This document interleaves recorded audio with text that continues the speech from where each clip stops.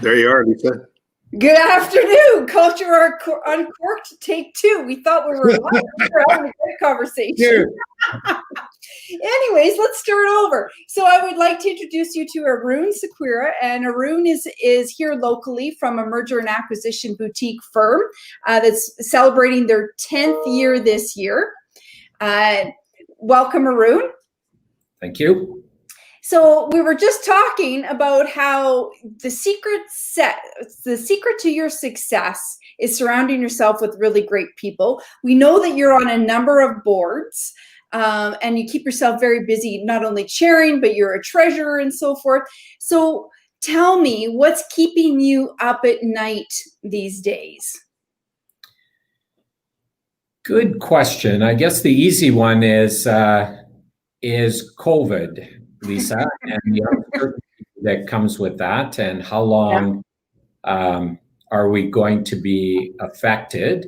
Number one, and then number two, in terms of Alberta, the downturn in the oil and gas industry that had already happened, COVID that now has hit us and impacted us, and the regulatory environment we're in and challenge getting pipelines through, et cetera. Those probably are the challenges on the business side. And then I guess as a society, just being part of End Poverty Edmonton, and I attended my first meeting on that roundtable, and you think about the challenges people are facing, the polarization, certainly in the US and to some extent in Canada that we are seeing. Those are also worrisome that I think we need to pay attention to. So, absolutely. I just want to say congratulations. Sometime I had a chance to live in some major US metroplexes and work in Europe, and you come back to Edmonton and you forget we have these world-class players sometime right here locally. And you've made a lot of people's dreams come true, both on the buy and the sell side of all these businesses that you've helped people realize and receive value for. And we talk a lot about culture and leadership here on this broadcast. And it's so great to have someone who looks at the world from your angle to contribute to that. Ben Horowitz from Andreessen Horowitz, and I'm sure you know those guys out of Sand Hill Roll. I wrote a book called "You Are What You Do" and talked about the importance of culture. And how do you view when you make an assessment and determine the value of an organization? What role does culture and all its mushiness play as you try to put valuation of that? Good question, Lorne. I think value is driven by earnings and cash flow. That's the textbook definition. That's what we were taught in business school. But what creates sustainable long-term cash flow? And that certainly would be influenced by the purpose of the corporation, by the culture and values of the corporation, and a lot of that is toned from the top.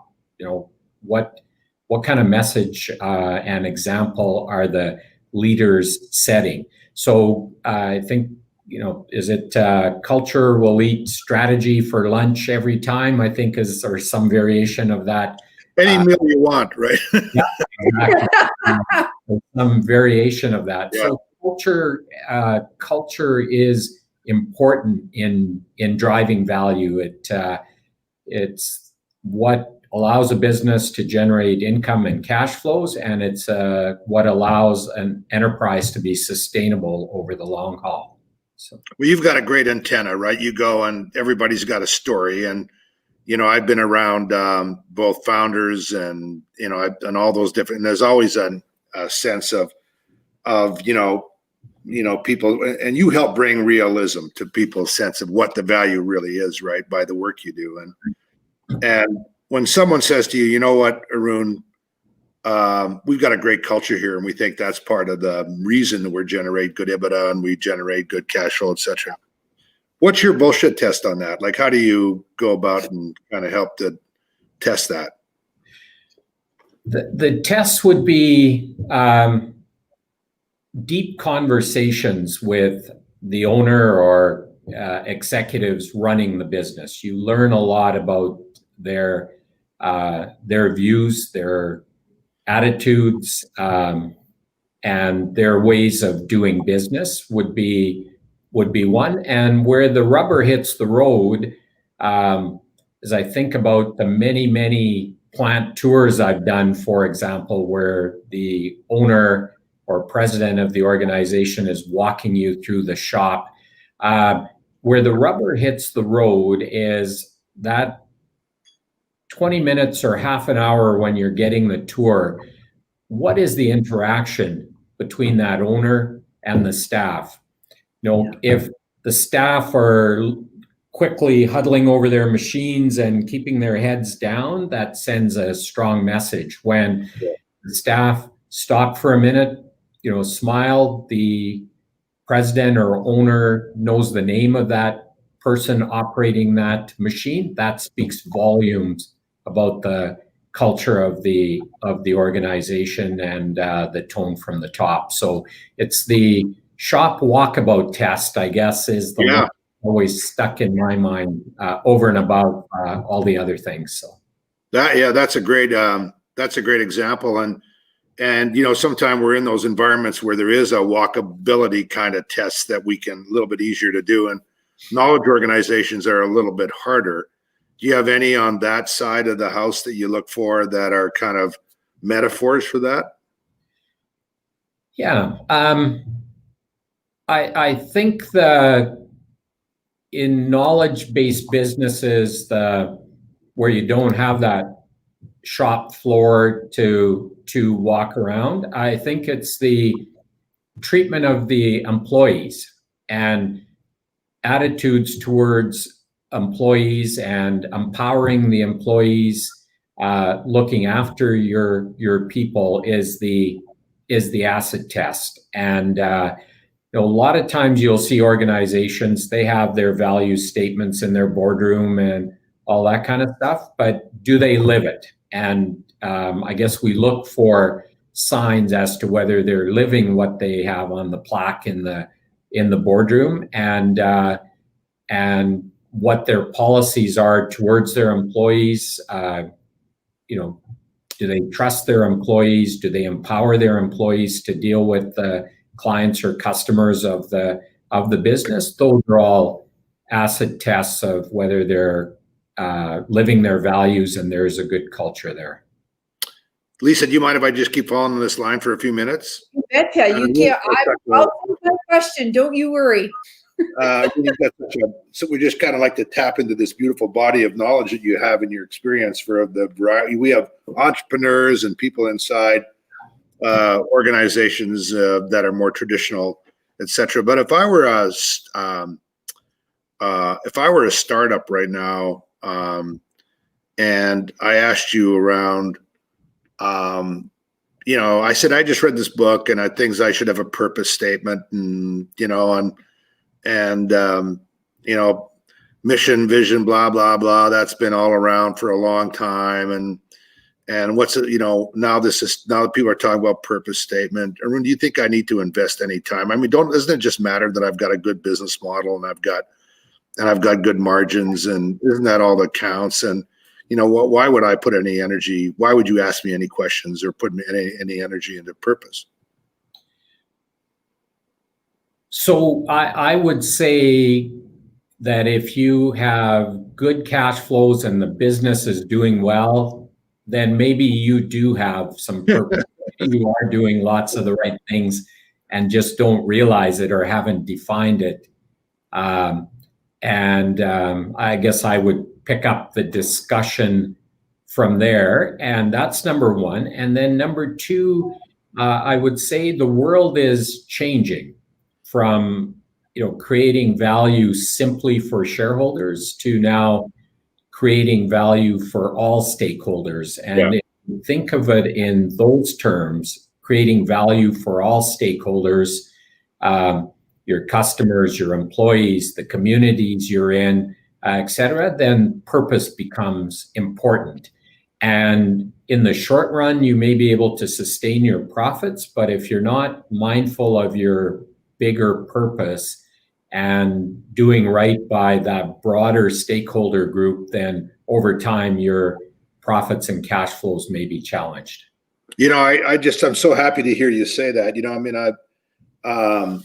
Because I think, I completely agree with you. The scorecard's going to have to be EBITDA and growth and cash flow and all those. I mean, that's, that tells you in the marketplace whether you're getting your, people value what you're offering. I think though, to make it sustainable, you really have to be clear about what why you're getting up in the morning. Because at the end of the day, you're not going to motivate a whole bunch of people simply on cash flow. Yeah. As much as that, it's just not going to happen. And I'm so glad to hear you saying, and you're giving advice to people to help them. Because sometimes, like you say, they might have a great business model, but they haven't really backed up enough to ask why it really is as successful as it is.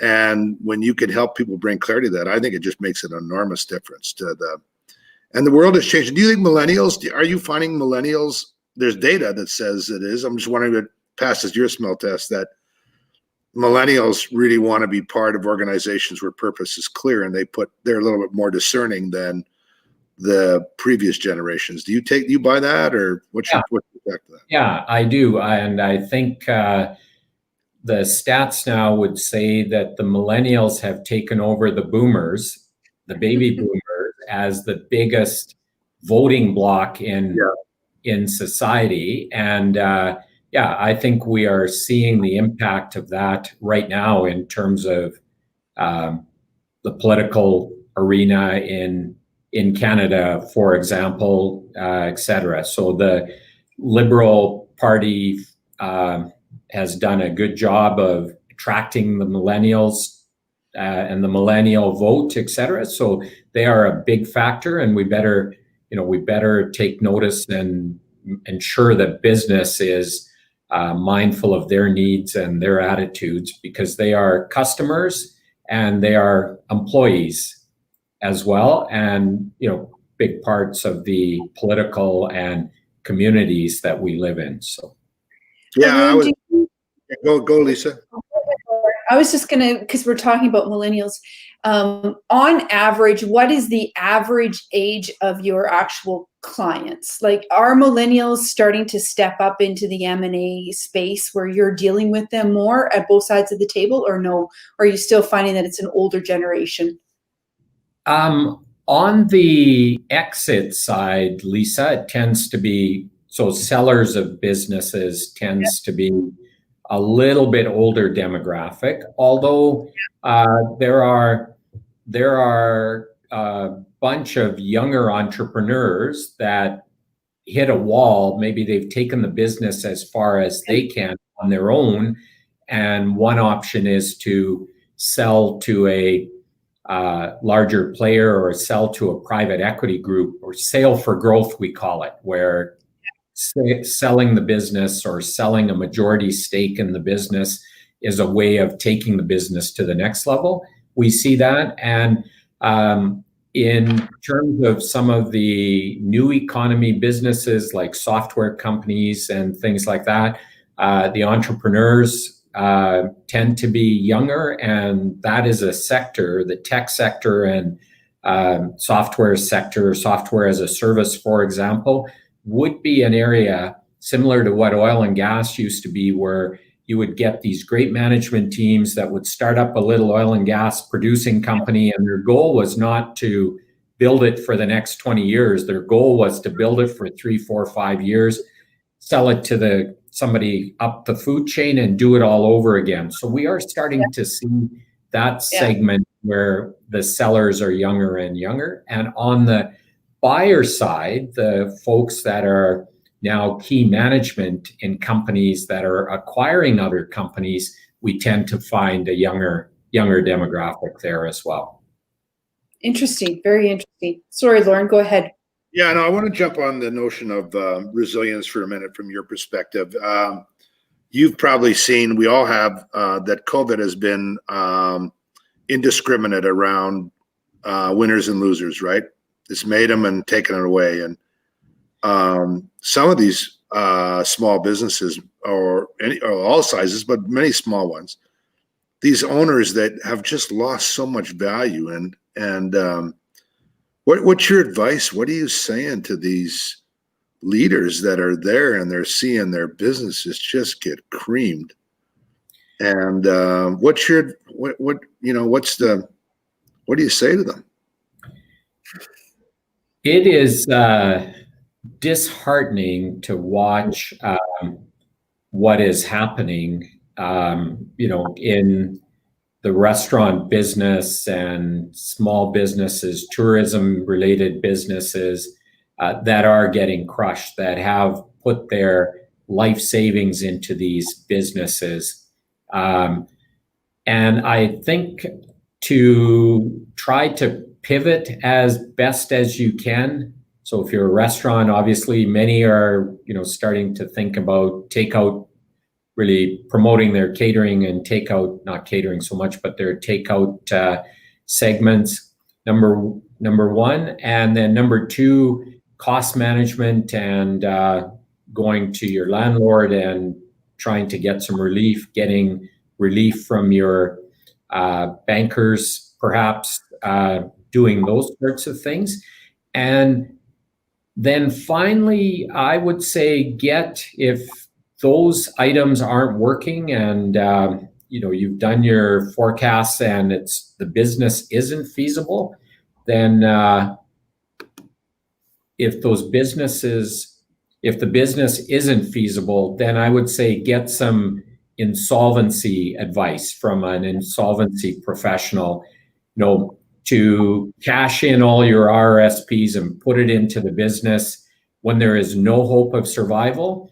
You are just, taking a bad situation and making it worse. So at some stage, it may be prudent to get some advice, and there are, proposals under the Bankruptcy Act or the Companies Creditors Arrangement Act, or the bankruptcy process, et cetera. It's not the first line of defense. You shouldn't look at those things lightly, but if that is the only answer, then get proper advice would be my. I appreciate your honesty, and I think we need more of that kind of, just there's some wisdom. I mean, it's nothing to be ashamed of if you just decide you just can't. It just doesn't, for whatever reason. That doesn't make sense. Lisa, you're going to jump in. Yeah, I was going to say, well, and to your point, to the last point of getting that advice. Sometimes it's so difficult to see the bigger picture when you're stuck inside the picture frame, right? And especially when you're emotionally, the emotional attachment to having built this business. You nailed it, you scaled it, and then COVID came along and it wiped you out. And, how do you recover from that emotionally and try to grasp onto any straw imaginable to keep going? And, seeing that, that's a great piece of advice, of getting that extra advice, because if you're dumping all your life savings into something that you might not be seeing what you should be looking at properly, that outside advice looking in is so valuable, especially today. Yeah. And Lorne, if I could just jump in on one thing, is I think it's important in times like this, and this is maybe, do as I say and not do as I do, but it's important for people to realize that their business doesn't define them. So failure in business doesn't mean you're a failure as a person. These are extraordinary times that we're in, and as you said, there's no shame in not succeeding in times like this. So I think Albertans on balance are a resilient lot. So even if you end up taking a bullet in these times, I think we have the ability as a province and as entrepreneurs in this province to pick ourselves. Yeah. So I was gonna just. We have a little farm out here on the Narramata Bench. I don't know if you know where that is in the Okanagan. Yeah. And in the little village in Naramata, there's a wonderful little restaurant called the Grape Leaf. And, you know, these people are just like, it's the end of the road, but they're always busy. There's always a lineup, which is one of my tests around a business of value, is how many people are lined up out the door to be part of it. Yeah. By March 15th, they had knocked a hole in the side of their restaurant and were doing a booming takeout business. Yeah. They took no more than 2 weeks to decide to do that. Yeah. I'm so curious around, how do you teach that adaptability? Like, you know, like in some organizations and some businesses in similar circumstances, they're still paralyzed and have not been able to adjust. These guys adjusted in days. So yeah. What's the story, Aroon? How do we help promote in our, you know, amongst Albertans and others, this sense of rapid adaptation? Yeah. And at the end of the day, Lorne, I think it comes down to quality of management and you know, great management teams are able to deal with adversity, make the best of a bad situation, if you will. So how do you, I wish there were some fairy dust you could sprinkle on people to give them that ability. So why did that restaurant react that quickly and see what was ahead while somebody else wasn't able to see around the corner? And that is quality of management. So I'm not sure there is a quick fix for that. What I might suggest to people is lean on your network, lean on, you know, the mentors you've had, the paid professional advisors you can reach out to, as we were talking about.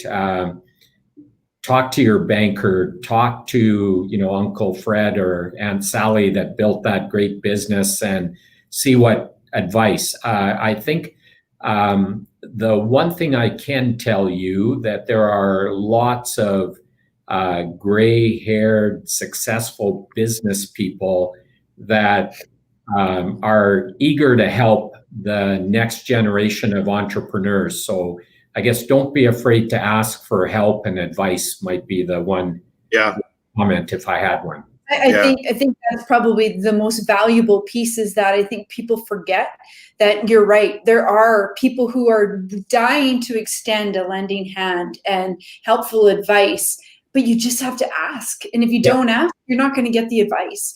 And sometimes that requires, you know, gulping your ego, if you will, and really taking the courage to step forward. And sometimes it takes a little bit of grit too. Yeah, and I think to, you know, show a little vulnerability and ask for help. I've done that many times over the course of my career. Glad I did. So yeah, absolutely. So if I was to ask you, so I want to play a little game because we've got about 15 minutes left. And I'm going to ask you, first of all, when I ask you the word belonging, what does that mean to you? How do you define that? What does that mean to you? What does it mean to your company? Good question. I guess when I think belonging, I think being part of something. You know, a company, a team, your family, your community is what I think about when I think about that word. And I guess pulling together when needed, and kind of flying on your own at times, but always having that community that you can come back to when needed. Well, and you have an amazing team, right? That you've been around and together for, you know, well over 10 years. And so clearly you've got a secret sauce to the culture that you have. And is belonging part of that? And if so, how do you foster a sense of belonging, not just with your team, but with your clients? I think it is a sincere desire to help and do right by your clients. Yeah. Ironically, we are in a very transactional business. You hire us to sell your company, and when we sell your company, we get a fee for doing that, and then we move on to the next company, and you move on with your life. Is the business we're in, but I don't think we view it transactionally. We view it from a relationship standpoint that we're getting involved with somebody at a pretty important transition in their life, like a life-changing, career-changing event when we represent a business owner in the sale of their company. So I think that attachment, the sense of belonging, is building that relationship before we get hired by that client, after we're hired by that client, and the relationship that continues on for many years after the transaction is over. So that forms part of the community. And then in terms of our teammates, the same thing. We're in the trenches daily with each other, and you do build strong relationships. And even when people leave the firm, this was my takeaway from my past life with a Big Four accounting firm. They valued their alumni. Like once you left the firm, you weren't a dreaded competitor now or anything like that. You were a valued alumni of the firm and still part of that community. So I think we try to foster that people will go on to other things and they're still part of that. Yeah, that's important because Lorne and I do a lot of work around belonging, with our new company, Belongify, and we talk endlessly internally about how bad companies do leave. When you leave a company, how bad they do it, and so it's really encouraging to hear that you have a handle on that, right, Lorne? Yeah, no, I think it's great, and I think accounting firm, I can't tell you how many people who are working elsewhere from Deloitte or PwC or you name it. They always talk about they often refer to that as something that they're often proud to have part of the legacy, right? And I think they've done a better job of that. But definitely we have to do better around the notion around how people leave, right? I mean, if you're running a bank, who do you want mad leaving when they're really, unless it's egregious, right? They're still ideally they're going to bank with you or whatever, but I know Lisa knows you quite well, Aroon. I'm just getting to know you here for the first time, actually, and I can't help it though because we do crunchy issues here too on court. And what's your perspective on our growth as a community on the issue of racism and social justice? And when people that you're close to are asking you for your viewpoint, how are you feeling about that at both a personal and professional level? And what would you share with our audience on that? Yeah, good question. I think I would say that for many years we've been fairly smug in Canada. I don't think anyone would say, there is no racism here, but many would believe it's not systemic. We're not like the US where they have the problems, et cetera. And I think we're probably been a bit naive. I think, we are a polite society in Canada, so it perhaps is more subtle than overt. But as important as that, I think it's the systemic racism. And when you say that, people go, well, what do you mean? Obviously, we're not like that. But I think the systemic racism goes to things we don't even realize, like unconscious biases that get embedded into, whether it's in healthcare or in education or in business or whatever the case might be. And let me use gender as an example again, and going back to my my experience with the large accounting firm. So this has turned the clock back 15 or so years, and the articling student that came into the profession were 50-50 men and women. Actually, the women may be slightly more just the demographic. So you start out kind of 50-50, and then once they obtain their CPAs, and then measure 2 years after, and now it would be, and I don't remember the exact numbers, now it would be 60-40 men to women. So what happened? They were pretty forward-thinking organizations, do right by all their employees, etc. So how did that happen? And when you follow it up, and then you look at the partner ranks, it would have been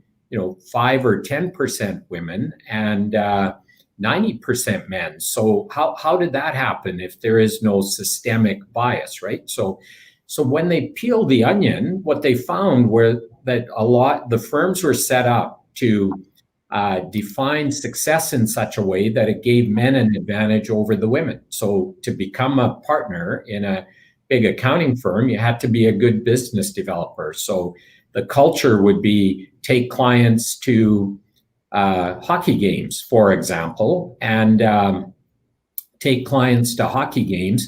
And for women, that wasn't, to go to a hockey game with a male client, etc. There's just some different dynamics there than for a man. And similarly, like it or not, women are still the primary caregivers. So to have all your business development activities happen in the evening disadvantage the women, right? Or if you want to then take it one step further, if your business development is all around hockey games, then somebody that's recently or new to Canada that doesn't know hockey, I mean, some of the onus is on them to learn the game, but you do have a little bit of built-in bias that somebody that grew up on skates when they were 3 years old onwards will have an advantage. So it isn't that there's anything wrong with taking clients to hockey games.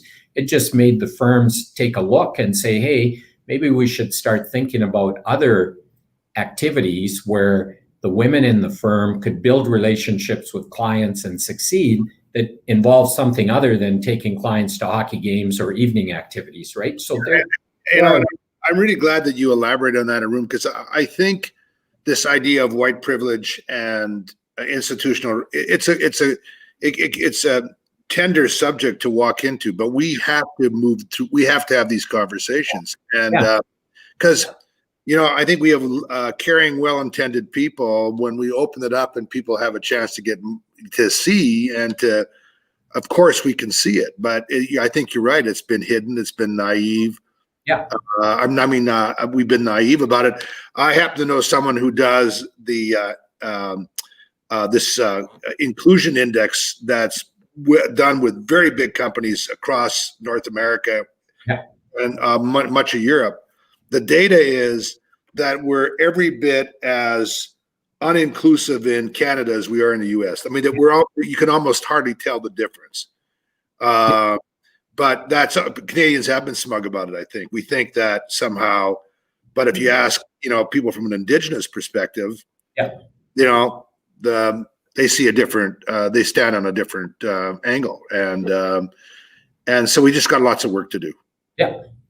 And I was with a coach of a sports team yesterday, and he was, the team wants to participate in it. And, and if you're the part of the BIPOC community, it's easier to withstand with some legitimacy in the conversation when you've got a lot of the white community that also wants to be productive and be part of the conversation and are worried about being clumsy or incorrect. And we're just going to have to find our way forward together with better understanding, and we just need to open it up. Yeah, I think if your heart is in the right place, then stumbling on a few words isn't the end of the world, right? So, Yeah, and on the, I sorry, go ahead, Lisa. Go ahead. No, go ahead. I was going to say on the topic of Indigenous relations in Canada, I mean, that is really a black eye on our history as to what's happened there. And I've learned to, I have way more to learn, but I have learned a little bit from my involvement with the Alberta Indigenous Opportunities Corp. And I think that's an area where there is now a lot more awareness, and that's where it starts, is to be aware, right? So yeah, and I've been hanging around Norquist helping. It's been a privilege to help, and the Indigenous Center, the elders and the folks there. I mean, I'm the same way. I'm so early days around really understanding, but I'm in the mix anyway, and you got to get your heart in the right place, and I was just going to say, the other thing I would say is this isn't just about the BIPOC community and helping them out and making their life better. If you want to make Canada better and a more competitive environment relative to the rest of the world, you better make sure you're taking the most talented people in your society and giving all of them equal opportunity to make your country as good as it possibly can be. The enemy is a harsh word, but our challenge is not competing with each other and worrying about, well, if we help this Indigenous youth or this Black youth or this Asian youth get a leg up, we're going to take something away from the white youth. That isn't what we should be worried about. Is if we don't do all of the things to make us the best, most productive, competitive country on earth, other countries are going to eat our lunch. That's what we should be worried about. So, I'm such a big fan and belief in abundance and expanding the pie for all of us, and that's that we need to do. And I think we're fully capable of doing it. Yeah. Hey, can I, Lisa? Do you mind? I'm so curious about you investing in homelessness and why, and what's your hope out of that? Yeah, good question. So the invite came to join the End Poverty Edmonton. So there's a homelessness component, there's a living wage component, there's a Indigenous component, there's a racism component. So they're looking at a whole bunch of issues. And I've only been to one meeting this morning, so we'll give you a break.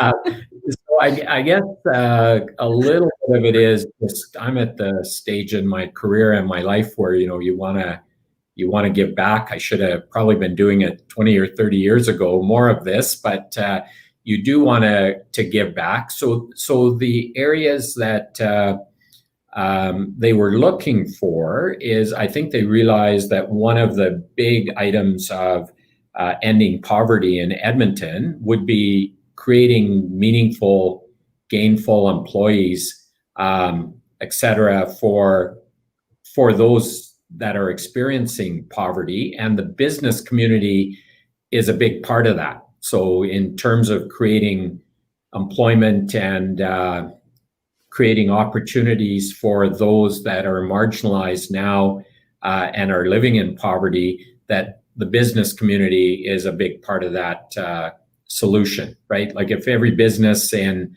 Edmonton hired one extra person or figured out how for their next hire, they could include somebody that is marginalized now, you'd solve the problem fairly quickly. So I think the roundtable was looking for some representation that could connect them to business, for knowledge and expertise, for employment opportunities, et cetera. So that would be one. And then I think being a person of color, although my kids tell me that I grew up with brown privilege, I didn't even know that. I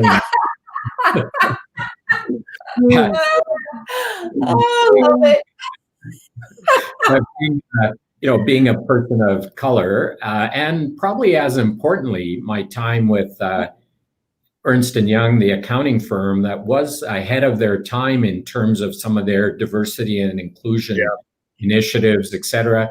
I guess I have a little bit of knowledge and life experience there that I could bring to the group. So early days yet, so hopefully I'll be able to contribute something to that group. So.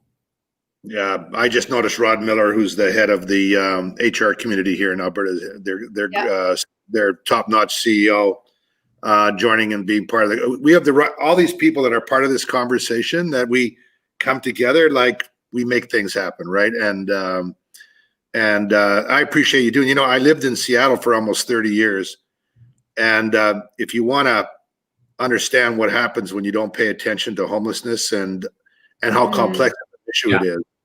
Just if you could watch what's happened in that community over 30 years, like it is shocking. Yeah. Like you can't drive down I-5 without the entire feeling it and seeing it. And it has an enormous impact on the community. Yeah. And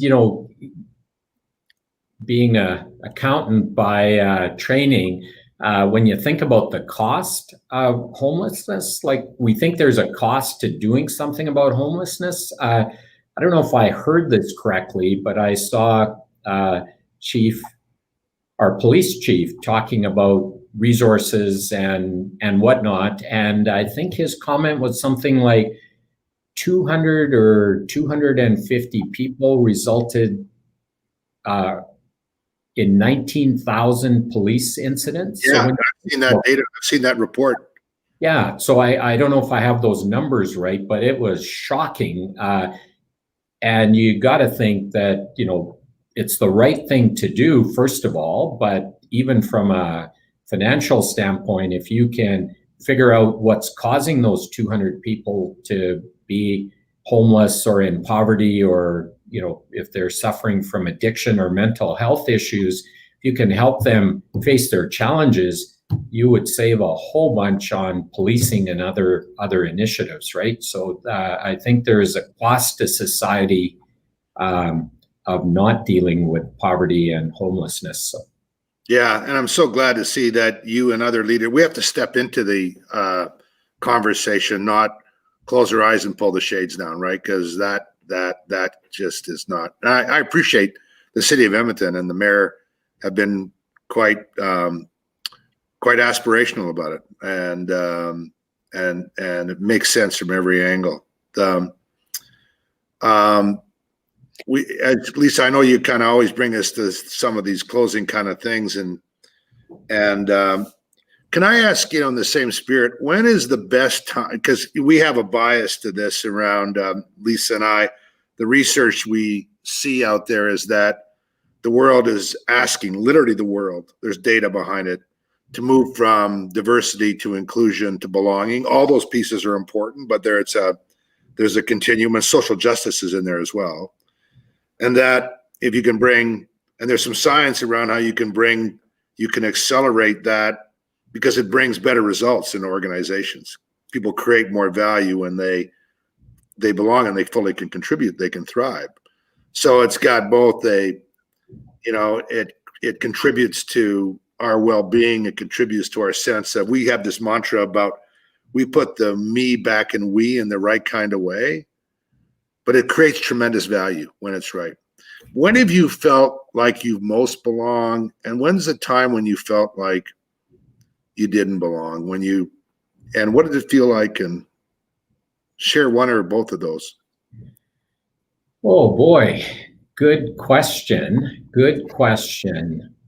And I told you this would be a unique show that you would be coming on. The questions would be unique.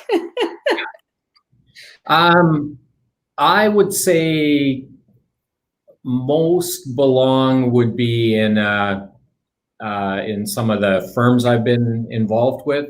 Either, well, obviously, if it's your firm, there's a strong sense of belonging, but even other firms, et cetera, the accounting firms I've been with over the years and whatnot, there would have been a strong sense of belonging. When you're in a family setting, there's a strong sense of belonging. And then probably when you felt like you didn't belong would have been an instance like a social setting where everyone knew everyone and you didn't know anyone or many people, right? So